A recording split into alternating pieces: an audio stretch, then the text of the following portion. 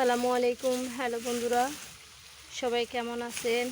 আমি আপনাদের মাঝে আজকে কী রান্না করতেছি আজকে আপনাদের সাথে শেয়ার করার জন্য চলে আসলাম। এখানে আমি প্রথমে এই যে মশলা করতেছি।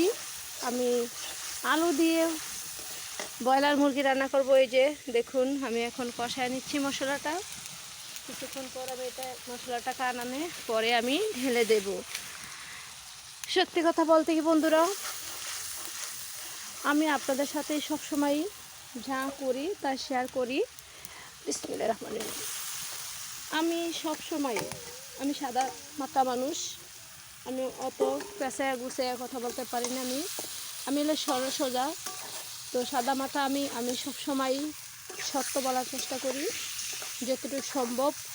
আমার খারাপ কারো চাই না, খারাপও বলে না, আর খারাপ চাইতো কারো শিখায়ও না যে খারাপ। ঠিক আছে, আমি সবারে সবসময় ভালো পথে, ভালো বুদ্ধি, ভালো পরামর্শ দেওয়ার চেষ্টা করি, খারাপ দিই না। ঠিক আছে, কারণ আমি হচ্ছে সাধারণ, তাই সবার সাথে আমি সাধারণভাবে চলাফেরা করি, সাধারণভাবে চলি। ঠিক আছে, আর সবাইকে আমি সাধারণভাবে চলাফেরা করার জন্য, সত্য পথে সত্য কথা করার জন্য আমি পরামর্শ দিই। আমি ভালো মন্দ সবাইকে বলি, কারো বলি না যে ভালো তাকেও বলি ভালো পথ শিখাই, আর যে খারাপ তাকেও বলি যে ভালো পথে আসেন, ভালো কাজ করেন। কারণ আমরা গ্রামের মানুষ বেশিটা ভাগ সরল সোজাই। ঠিক আছে, শহরের মানুষের তুলনা থেকে আমাদের গ্রামের মানুষ কিন্তু অনেকটাই তফাৎ, অনেকটাই পার্থক্য। এটাই পার্থক্য, কারণ আমরা গায়ের মানুষ। আমাদের কিছু কিছু বললে আমরা সেটা মাইনে নিই, সহজে মেনে নিই।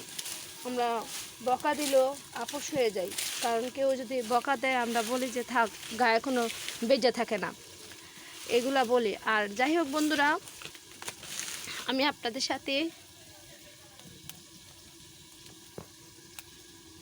সব সময় বলি আপনার আমার পরিবারের একজন ভাবি।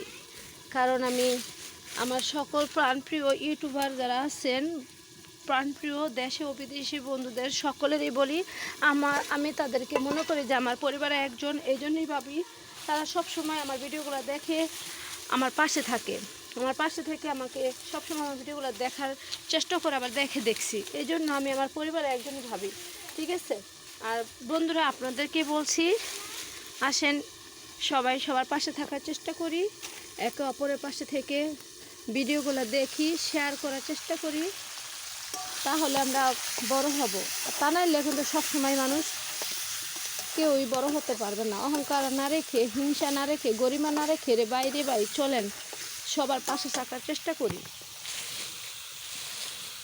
দেখুন, আমি আপনি একই মায়ের সন্তান।